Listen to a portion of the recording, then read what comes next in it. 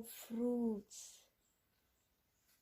I feel that this mandarin tree has difficulty rearing and nurturing these small fruits that it has.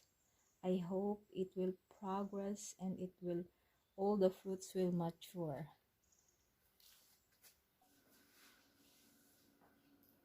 Hello everyone and welcome to my little kitchen. Today I will prepare a no oven condensed milk cake. I am wondering why this became trending in the Philippines. Siguro it's because this is a good business while in quarantine, a small business, and it does not need an oven, just a pot where you can steam the cake. So I'm going to prepare it today and find out if it is really yummy. So here are the ingredients. Then proceed tayo sa paggawa ng cake.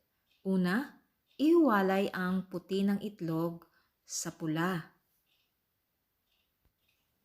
Sa isang bowl kung nasaan ang pula ng itlog, ay ihalo naman ang condensed milk. Ito nga palang condensed milk na aking ginamit ay aking ginawa. Homemade ang condensed milk na aking inihalo. Haluin lang ng haluin.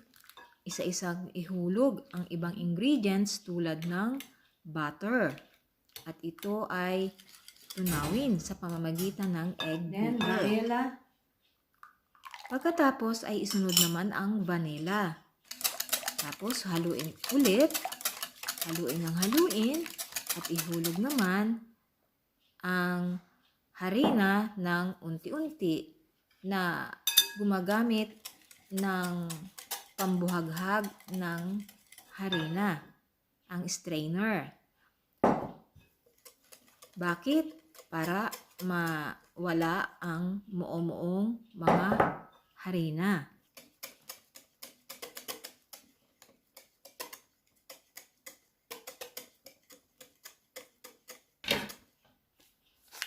Isunod naman ang baking powder. Salain din itong mabuti. Haluin mabuti. A pinch of salt. At isunod ang asin.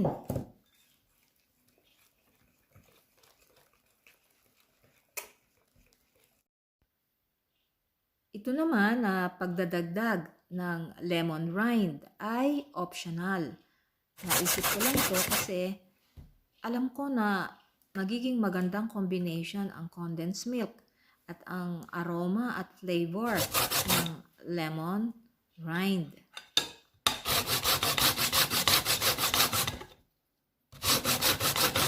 Samahan din natin ang green lemon rind.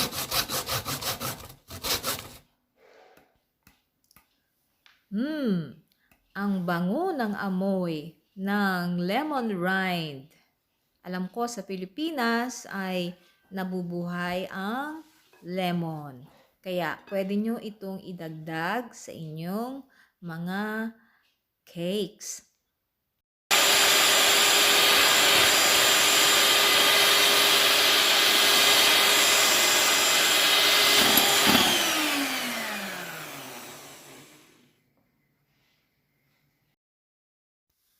Ngayon naman ay ihalo natin unti-unti ang mala-snow na puti ng itlog sa batter mixture.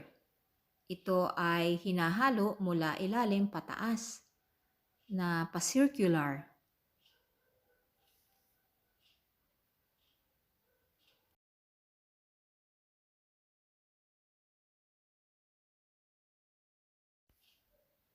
Ngayon naman ay naghahanda ako ng pan na paglalagyan ng cake. So, nilagay ko ang parchment paper nakadikit o sa tulong ng kaunting butter sa ilalim, at pagkatapos ay ibinuhos na ang mixture.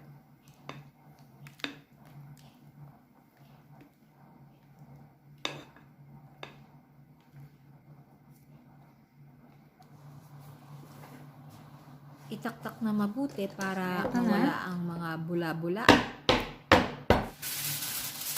Balutin ng aluminum foil. Kukuberan ko ng aluminum foil.